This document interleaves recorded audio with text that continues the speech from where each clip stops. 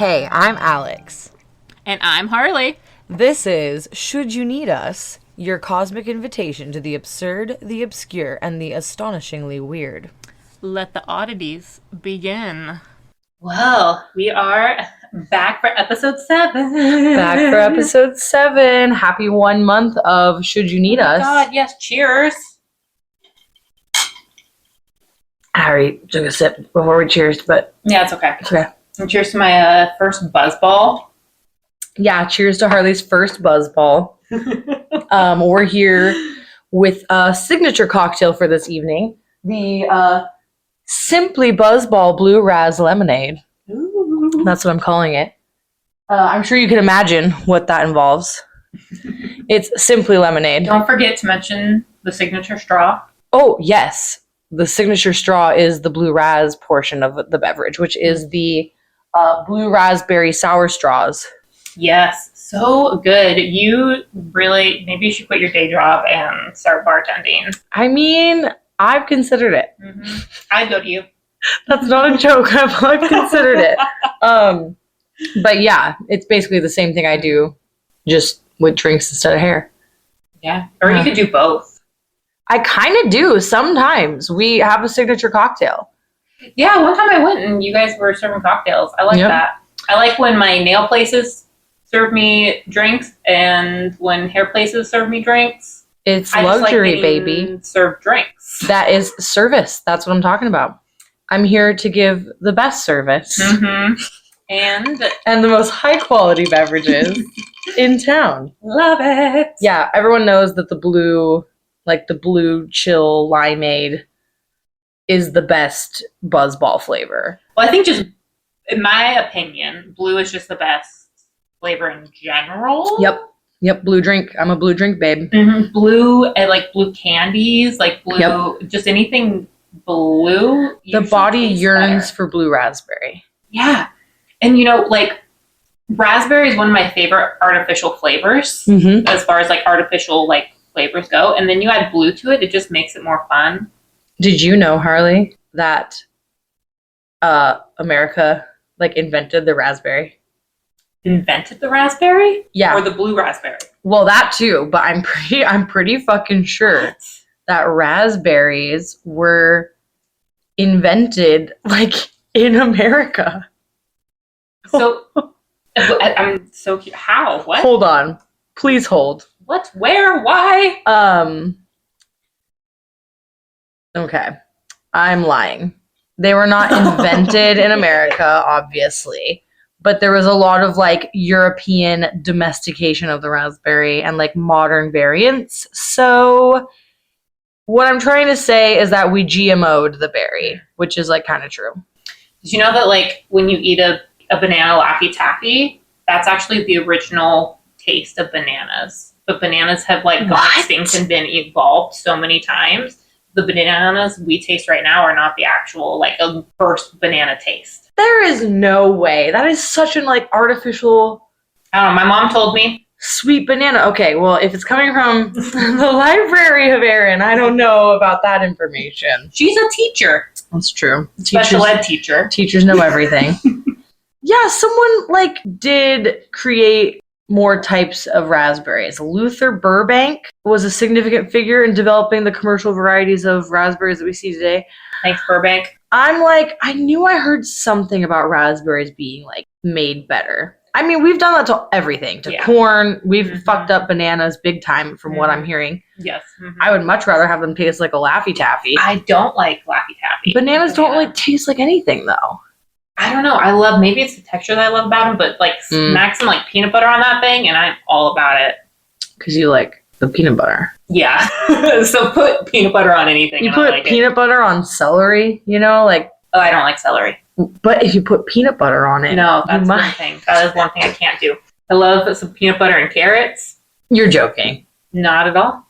So why not celery? Because I don't like celery. Okay. Would you eat a piece of a sweet red pepper with peanut butter? I'd try it. I'm not going to knock it before I try it. Okay, so it's not necessarily a texture thing. I was just trying to think of something that also has a stringy kind of celery There's texture. nothing else like celery because you bite into celery and it does, it strings Like, Yeah, it's very stringy. yeah, I don't even like talking about it. It makes my skin crawl. I don't like bananas for the same reason. They're a little bit stringy. I have a weird story about eating bananas that I'm now going to share with you guys because here we are. I don't like bananas because when I was like 5th to 7th, did you ever come with me to like church camp? No. God, no. Okay, a couple people in my friend group early days of middle school did come to these events, so I couldn't remember if I ever like peer pressured you into coming to a fucked up like youth group event with me. But I went to a youth group event around 5th to 7th grade where we had a competition of like eating food. Not even a competition, like a game where they put a bunch of food in paper bags and the kids had to pick a paper bag and hold it. You can only hold it for like a couple seconds, right? You guess how many bites you can eat the mysterious anonymous piece of food in the brown paper bag. My God. So I pick one up. I feel it. It feels light. I say I can eat this thing in 3 bites. And you don't know what the food is. And I open up the bag. It's a fucking banana. Which seems like a pointed, weird, kind of a phallic, obviously like a... Like that seems like a little bit of an innuendo to make children eat bananas. But I said 3 bites, motherfucker. And I ate 1 bite. And then I ate the little string that was like hanging off the banana. And everyone in the room turned on me and said, that counts as a bite. It's because they just wanted to see you deep throat a banana. Exactly, because everyone just, and I had to try and eat the rest of like 2/3 of a banana in 1 bite. And like almost threw up. And it was humiliating in so many ways. Oh my God. I don't like bananas now. Yeah, that would scar me from bananas too. Yeah. Having to deep throat a banana in front of like a bunch of like church people. Yeah. Oh God. Yeah, so moral of the story is don't send your kids to youth group and slow down when you eat your bananas. Yeah, there's no need to rush. No, there is no need to rush a banana. Yeah. It will be there for the next bite. And the next bite. They're plentiful. Now we're going to get flagged for our rating. We have to stop talking about bananas. But yeah, raspberry, blue raz. Mm-hmm. Lovely cocktail. Yeah. Banana Laffy Taffy cocktails might be coming next. Anyway, listeners, you may have noticed that our artwork has changed. Yes, we have a new mascot. We have a new spokeswoman. Mm-hmm. Her name is Joan Crawfish. And as we speak, Sasha, my cat, is hanging out inside of Joan Crawfish. God. And I'm going to try and take a picture. Yes. Post it on the Insta. Oh my God. You can see Sasha and Joan bonding. Oh my God, they're so fucking cute. But yes, when we started the podcast, we had to record. We put our mics inside Joan. It was supposed to help with making the sound quality better. But we got new mics, so we don't use Joan anymore. But I feel like she was a very important part of our journey as podcasters. Oh yeah, she had a pivotal role. Mm-hmm. She provided sound cushioning for our first 3 episodes. Yeah. And she's always going to be with us now. And you see her, you meet her, you know her. Just because our microphones don't need her doesn't mean we don't need her. Mm-hmm. We need you, Joan. We do. And should you need us, we need Joan. Shout out to Joan. Mm-hmm. But yeah. And so today, Halloween is done and over. Now we're officially in November. Oh, God. And November 4th. So ballots are due today, which I don't know about you all, but the only part of the local elections that I've been following is Tacoma's election for pet mayor. What? Tacoma has an election going on for a pet to be mayor for a day. Oh, wow. Which I'm just like, why only a day? Have you heard of Mayor Max? No. There's this... Wait, is he the, like, Labrador? Yeah, it's California. Like, yeah, they have, like... That's right. They have a dog mayor. Yeah, which I think that would be just the best. I mean, I think all that of our sounds like some liberal performative bullshit because ain't no dog is actually making the decisions. I'm sorry. I am totally here for it. But who speaks for the dog? Who is his little mouthpiece? Who is his little worm tail? He's cute. Who speaks for the dogs? I speak for the dogs. I speak for the fish. No, I mean, I can get behind it. I love dogs. But I'm like, who, what, like, why? I don't know. I think that, maybe that town, I don't know much about the town. Mayor Max is mayor of, but feel like the only things that maybe they got to worry about is enough tennis balls to go around, pick up your dog shit, and comfy beds for naps, you know? All right, that does sound like something a dog would actually ask for. So I don't know much about the town, but I'm hoping that those are the issues that they have, and the only issues they have, I hope, for their sake. Maybe that'll be my next episode. Will be dog mayors. God. I love it. I think there's been quite a few like animal mayors. That seems like something humans would do. Yeah. Yeah. Keeping up to date on who's ahead in the Tacoma pet mayor. And when this comes out, we will know who the pet mayor will be. But let me see. Drum roll.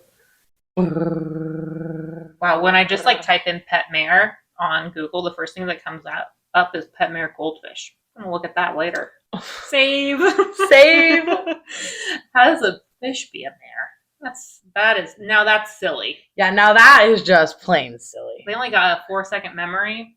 By the time that they realize they won, they're gonna I feel like forget that's again. been debunked. Didn't Mythbusters determine that goldfish actually have like a longer memory? No, but I hope it's true for the sake of the goldfish. I know, me too.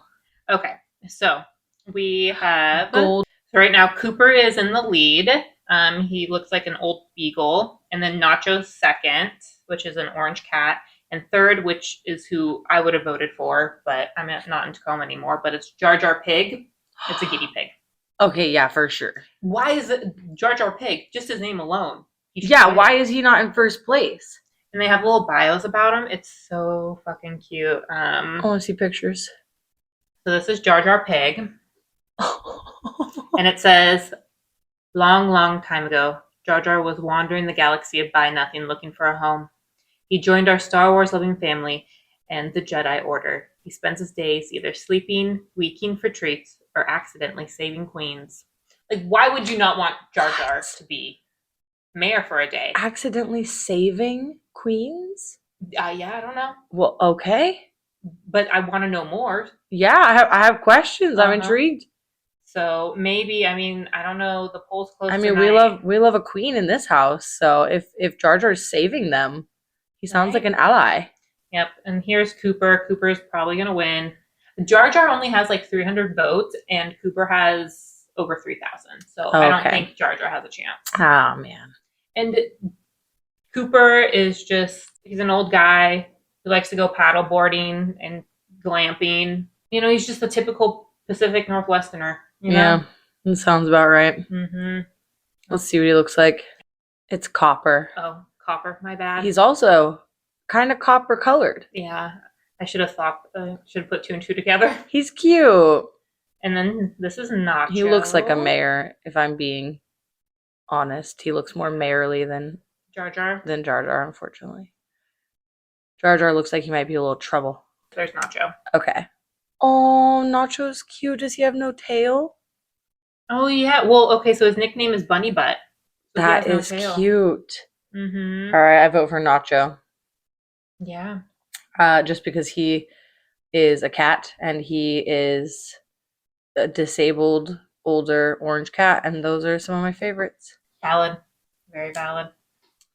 Aww. That is very Tacoma, too, also, to try and elect a pet mayor. I know. I wonder what kind of hell they're going to raise that one day that they're actually mayor.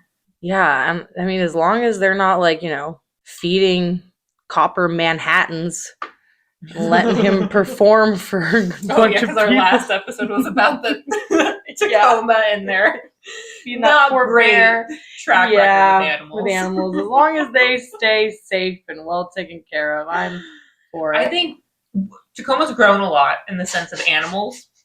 I think it's us millennials that have really taken that step in animal rights. Yeah.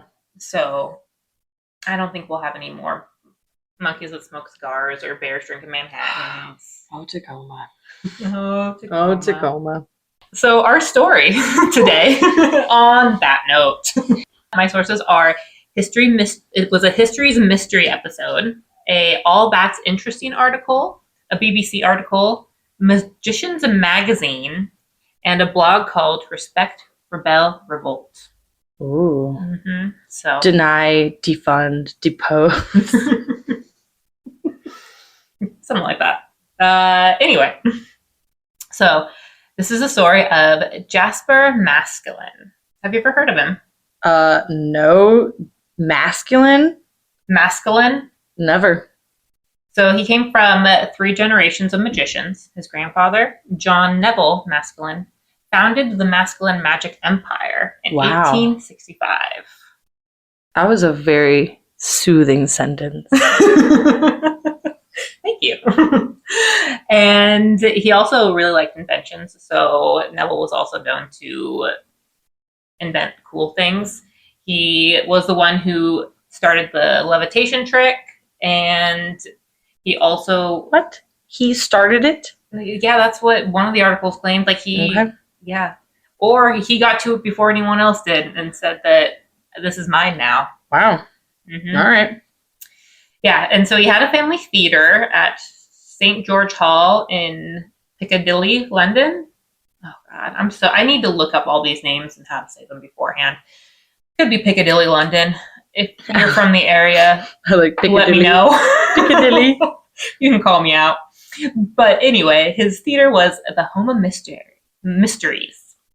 And so both John and his son, which was Neville as well, would like just have packed houses for their magic shows. And John even invented the magical marvel called Psycho, a mind-reading automaton that played cards with the audience way back in the 1870s. Ooh, spooky. Yeah. Jasper then was born on September 29th in either 1892 or 1902. There were differing sources, but I'm just like, he's a magician, so everything's kind of a secret. That's not too far. No. off. Mm-mm. Oh, as Jasper's father, Neville continued the magic tradition.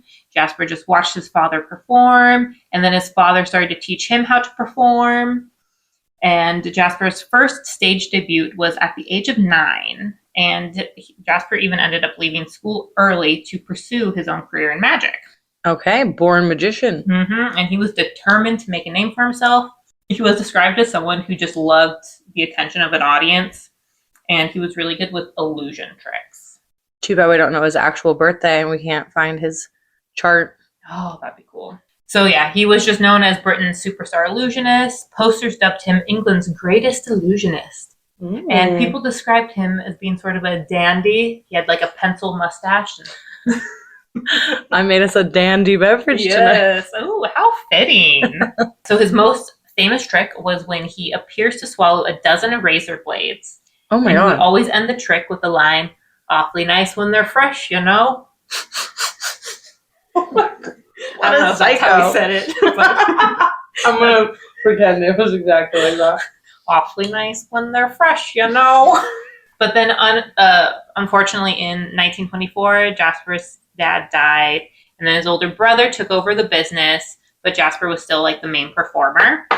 And then in 1927, Jasper's brother then suddenly died, leaving the family theater to Jasper. And then there was the stock market crash and the Great Depression. Make you a little less dandy. Yeah. So there's different stories here. One is by the end of the 30s, rumor is that Jasper had mismanaged the family company so bad that he was forced to sell all of his assets and then also the theater that his grandfather bought. But then another story is that after the United Kingdom entered the war against Germany and men left to fight, women went to work, while others left the country for a safer place, just ticket sales dropped. Mm-hmm. So it could be both. I think it's probably a combination of both. Yeah, probably. This is when Jasper, coming from a magician background and with the ability to like conceal things when people were looking at them, he was like, why don't I get a job in the military in the camouflage unit? Oh, interesting idea. Yeah. So he went to try to join the military. Recruitment officers weren't that on board with it. He was 37, not like a prime age to join the military. And he had these like wild ideas they were talking about mobilizing magic against Nazis. Fuck yeah. And he also didn't have an education because he dropped out of school when he was like 9 to become a magician. So magic is just his everything, his way of life. That's all he knows. Yeah. But Jasper, he was persistent, declaring that if misdirection worked on stage, he could fool Hitler too. And then eventually in the 1940s, the Royal Engineers gave him a chance, and he began training at the camouflage unit in Fareham Castle. And masculine, Jasper Masculine, feeling this buzzball. He was super excited, and he was like, I'm going to make a huge difference in this war. It's going to be great. So a quote from him. Fuck these Nazis up with my magic. Yep. In 1940, he arrived at Fareham Castle for the camouflage training unit. Alongside, he was tasked with developing new methods of disguising troops in the field. Jasper was like, this shit is really boring. Like, I'm just camouflaging people, hiding them in the field. Like, I want to do something more, like, grand. It's like, I'm more imaginative than the rest of these guys. I can come up with something way better than this. He's a magician. He's a magician! But he was struggling to, like, find a way to just persuade the superior officers. And he's like, I just need, like, a different audience. So this is when General Lord Gort came around. Wow, these names are something.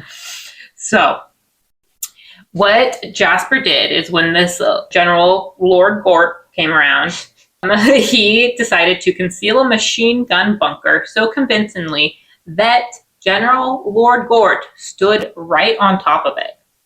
So the general's looking around and he can't see, like, the bunker, can't see the machine gun. He's like, where? I know it's here, but, like, where is it?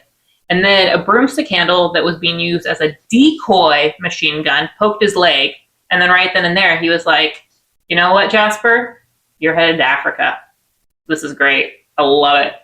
He liked it. Okay. Mm-hmm. All right. You're in active duty now. Oh, no. Oh, no. Poor Jasper. So now we're in 1941. So Jasper arrives in Egypt. And he has dreams of transforming stage illusions into battlefield strategies. And he was part of a force there.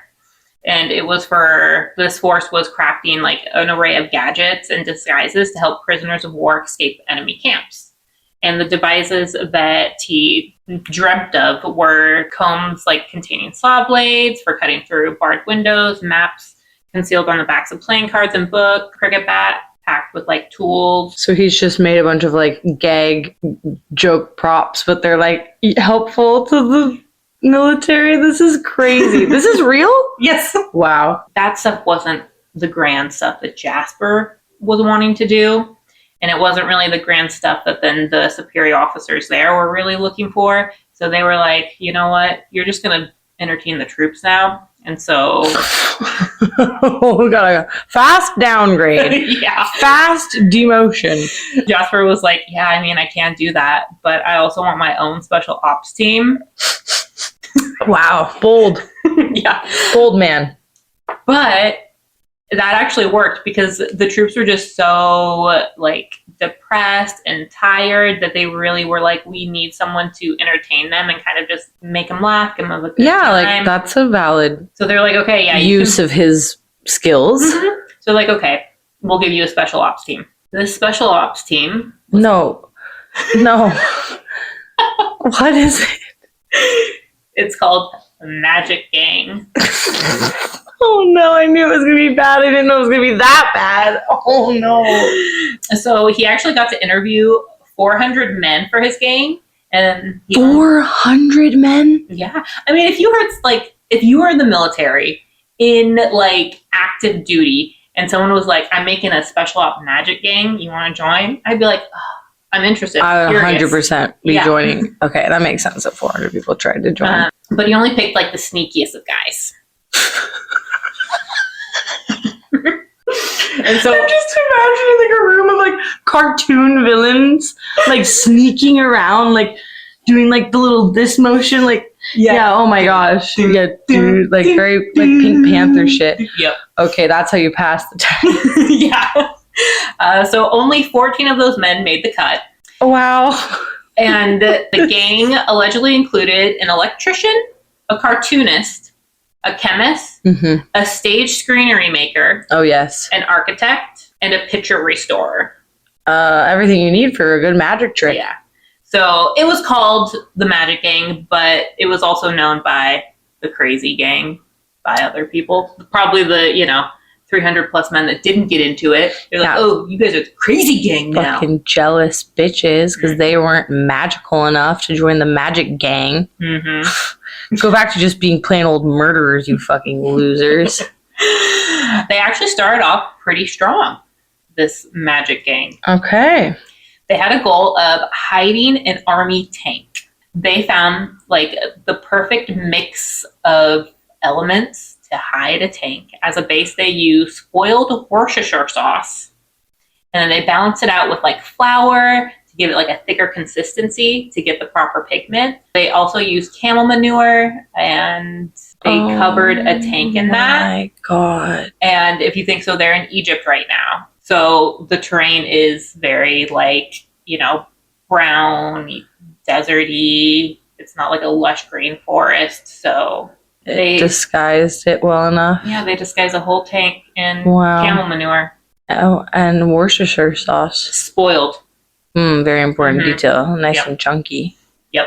This is one of the weirdest things I've ever heard. So that was the first thing they did. The next trick they did was the disappearing harbor trick. Oh, that sounds much bigger. Yes, a harbor is very large, much bigger than a tank. So. Yeah, that's why I said that. So, in the summer of 1941, the Magic Gang had their first major task. So German bombers were targeting the Alexandria harbor. Before the Magic Gang had stepped in, they had already tried things like painting the tops of buildings so they blended in with the terrain, but that failed. So Jasper was like, you guys don't hide the harbor, just move it. So oh, wow, much easier. So this is what the gang started doing. They built a decoy harbor at a nearby bay. So this bay was close enough to the harbor and similar geographically to the Alexandria harbor. So they used mud, canvases, and cardboard. And this design was to fool the pilot bombers while they were in the air. And so Jasper, he was a master illusionist, and so he understood perspective. So they also built model ships and used hundreds of lanterns to mimic lights. And Jasper was able to carefully manipulate shadows, so they also stimulated bomb droppings. The Nazis think that their superior had already started dropping bombs on this other fake harbor. Oh. And so they were like, oh, we start dropping bombs. They're flying, they're doing this at night. So it's already difficult to see. And then you see these lights that look like a harbor, and your commander is supposedly dropping bombs. So you're going to do the same. And then in the daytime, soldiers would cover up the replica with camouflage net while they worked underneath. And then when it came time to put the model to work, the lights in the real port were actually shut off. So night after night, Nazi planes would drop bombs on this empty decoy. It happened for 3 nights in a row, and the real harbor remained untouched. Wow. A success for the Magic Gang. They magicked that. They sure did. They magicked that. Yeah. Mm-hmm. They magicked the shit out of that. They magicked the shit out of those Nazis. Mm-hmm. Dumbasses. Mm-hmm. Their next adventure, it was suspected that the Aberdeen Palace and King Farouk of Egypt was hiding a very powerful radio transmitter, one that he was using to communicate with the Nazis. Jasper and his team were tasked to find the radio, or at least he was tasked to perform a magic show for the king, while maybe other agents were pretending to be part of the distraction. Yeah. So he did the magic show, and the rest of the soldiers searched the palace for the radio. The opposing forces thought Jasper was just an entertainer and not head of a special ops unit. So they were just oh yes, let's see this magician do funny little tricks like swallow razor blades. Everyone thinks he's just a silly clown. Mm-hmm. But no one could find this radio. So Jasper, thinking quickly, invited the king on stage to see an elaborate trick close up. And then during the trick, Ooh. Jasper actually snuck off stage through a trap door. And then in 6 short minutes, he was able to find this radio. And it was like in a printing room. We were able to find it in a printing room and still made it back on stage with like time to spare. Whoa. Yeah. And then afterwards, like the crew had dinner with the king. Still, he did not suspect like a thing. And the king even gave Jasper a gold watch. Wow. Because he was like, you were so funny. Here is this gold watch. He is magic. So there was that one.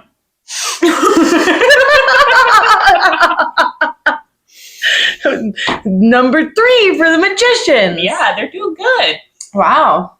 Okay, so their next one is Save the Suez Canal. So the Suez Canal, I should have looked up what it was in miles, but it was 172 kilometers long. And German planes would often bomb British ships that were like going through this canal. And the British ships were transporting oil. They really needed this. And the attacks were forcing ships to take like a huge detour. So with the canal being so long, Jasper was like, okay, we can't move this one. So he was like, okay, we're going to hide this one. Yeah, okay. This is a hide situation again. Okay.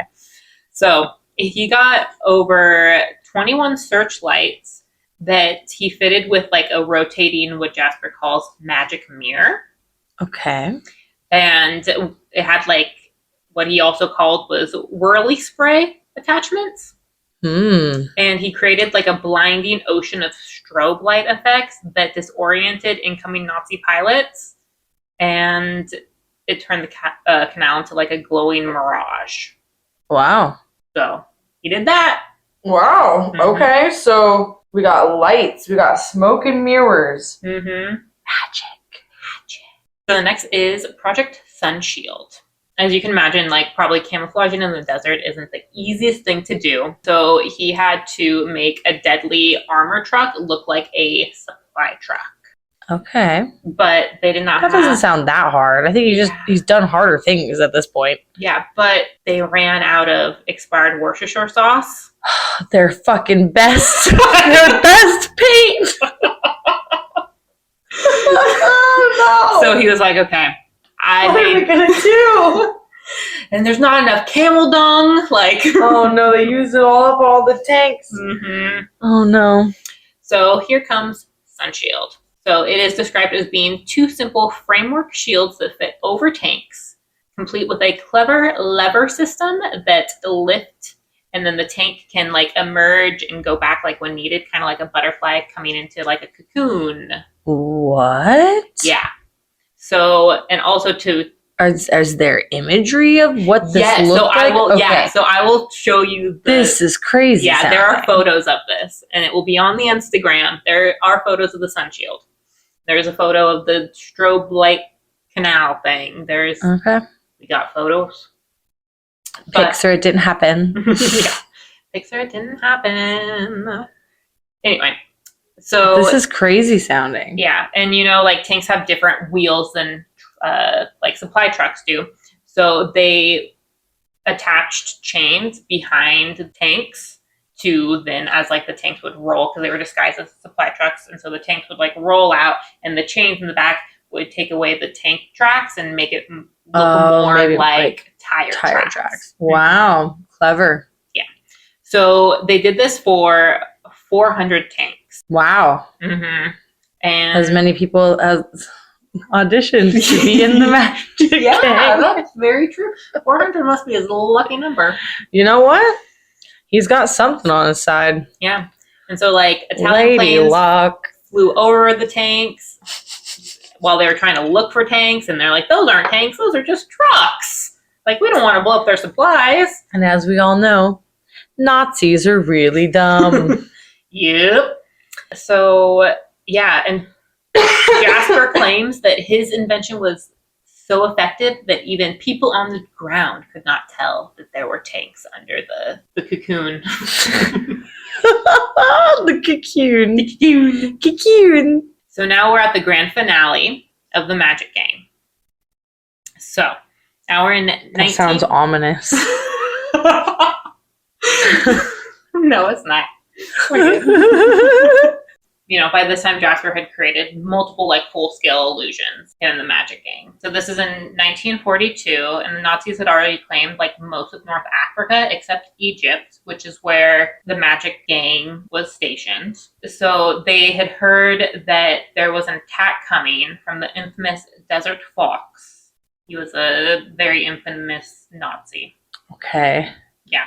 Scary. So they were like, dude, Jasper, we know this attack is coming from the Desert Fox.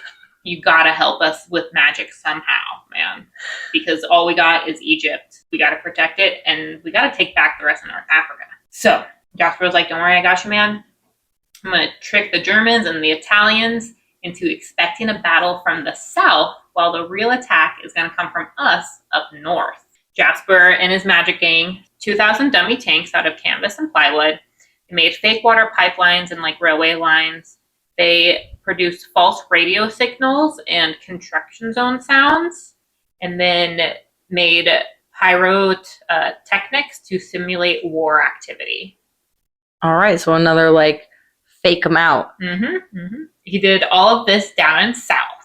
So this was the plan. And then they're going to attack from the north. So they did all this down in south. So meanwhile, in the north, they had the real tanks, and the real tanks were disguised as just humble transport trucks. They had their little cocoons. And they rolled out undercover, silent, and very convincing. Then October 23rd, 1942, as the disguised tank trucks rolled north, the real battle began. The Nazis were caught off guard with half their forces misdirected. So as part of the deception, Jasper had orchestrated roadside ambushes where he made camel dung that was laced with explosives. Oh, wow. And so camel dung exploding left and right. He really liked using that stuff. This is insane. So by November 4th, the Germans and Italians were just like, this is too wild, man. I'm done. We're out of here. And that was the first major British victory of the war. If you get injured, you're injured. You're fucked. You get injured with camel dung, you're extra fucked. Yeah. You're getting an infection. Yep. Stat. And then you're probably going to get a bug in your brain and die.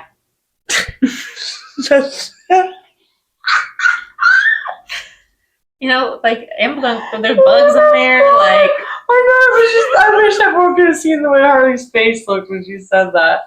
Get a bug in your brain and die. So, yeah, way to go, Magic Gang. Magic Gang. Gang. Now, in the aftermath of everything, Jasper spent his remaining years in the war just entertaining the troops with magic, doing God's work there. Wow. This is quite a life he lived. He left the British Army in 1946 after learning that his wife had terminal cancer. And then 3 years later, he published his memoir, Magic, Top Secret. Wow. So I hope he spent some fucking time with his dying wife. I hope he found the time during all of that. He's writing the memoir. The whole time? Yeah. He did love an audience. Yeah. Sasha's back inside Joan Crawfish. Aww. Got Ziggy on a backpack and Joan and Sasha bonding. I love it. Yeah. And in his memoir, Jasper claimed that he was on Hitler's personal most wanted list. Wow. So then after his memoir, he went back to performing in theaters. And this time he came with a new name. He was Major Masculine. And so by this time, the world had changed. Television was coming in. And so he was still doing stage things. It wasn't really... His image means more now than it ever has. But he also wore his military suit, his uniform, during performances. That also just kind of left a bad taste in a lot of people's mouths. Yeah. Because they're just okay, now you're Major Masculine and you're wearing your uniform and doing magic. This is a little... Someone likes attention. Someone's a bit crazy. Yeah. His magician life just kind of faded away. But because of his book, the legend never vanished. Wow. And his wife, she did die, but he quickly remarried, so it's okay. Oh, God. But unfortunately, him and this new gal, they had become quite heavy drinkers, causing a strain on his relationship with his son. And then they fell into debt because of their drinking habits, so they relocated to Africa and then ran a driving school. Wow. Did it have anything to do with magic anymore? No, just want to teach people how to drive. Okay. That's kind of scary because he drinks a lot, so... Yep. And he passed away at the age of 70. Oh, what a life. Mm-hmm. There are some claims that Jasper wasn't entirely truthful in his memoir. Oh, really? Wow. Despite all his self-declared achievements, he never received any official recognition from the British government. It's said just to be kind of a snub of the bruising to a man of a theatrical ego gap, motivated to write a memoir. Wow. Mm-hmm. People have long questioned the authenticity of it all. Mm. People claim that there is no such thing as the Magic Gang. That never existed. The legendary sunshield camouflage system that he made only worked after someone else actually rebuilt it. What? Yeah. And for the dazzling light illusions used for the harbor moving, yeah, only a prototype was ever built, and it never left the testing phase. But it worked, right? But this is what he says in his book. Yes. Oh, so this my is what he's God. in his book. I've been bamboozled just like the rest. Yeah. But he did perform for the king. Okay. Mm-hmm. But that was just him performing for the king. Who knows if he even got a gold watch? I don't know. This is wild. We don't know the real story or not. The official documents that are tied to his time in the war specifically are secrets, and they can't be released until 2046. Whoa. So until then, myth, reality, part history, part illusion. I don't know. All right, so in about 20 years, we're going to find out if the Magic Gang was real or not. Yeah. But what's crazy is I was watching, there was an episode about this on the History Channel, and a bunch of old historian wrinkly guys were just this was so crazy. He did all this crazy stuff and fought the Nazis and did one of the greatest battles. And it's but did he really? We don't know. It's top secret. Oh my God. Well, I bet if he really did, this man is spilling the tea. So he's spilling it left and right. So it's true. Yeah. And I'll show you the pictures. We got some pictures to prove it. So. All right. I mean, even if he did come up with the idea for the cocoon thing, that's kind of cool, I guess. Yeah. Wow. Mm-hmm. And they didn't have AI back then. So these photos are real. Oh my God. Yeah. Fuck AI. Mm-hmm. Wow. What a tale. Mm-hmm. Tale of ego, deception, magic, illusion, espionage. Respect, rebel, revolt. That is so funny. I want that on a shirt. We're going to make some shirts for you guys. I also made some Lizard Man bumper stickers. Just a prototype. Y'all, we've got Lizard Man coming at you. We're racking them up, and then one day we're just going to launch a store. Yeah, before you know it, we're going to have a brick and mortar, and we're going to be selling just should you need us content. So, yeah, if you like us and like our stories and want to help spread the word and spread our joy, give us a 5-star review on wherever you listen, plus maybe where you don't listen. Where you don't listen. Comment, like, subscribe.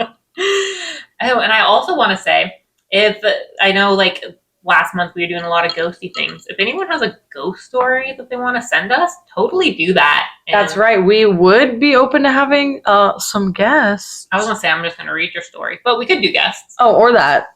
Are we open to guests? Yeah, we have some guests on here telling scary stories. I love it. We promise we won't make you drink buzz balls. Do we? Do we? I don't know. I'm having fun with this. I'm halfway through my buzz ball, and I'm already buzzing my balls. My balls are buzzing. Mm-hmm. I want another sour straw. Oh God, the sour straw is so fucking good. Right? Blue raspberry for the win. Well, that's our show. I'm Harley. And I'm Alex.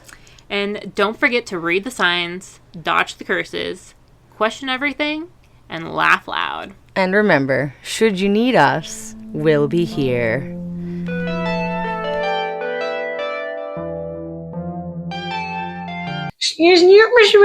Yeah. Oh God, you're so better at that.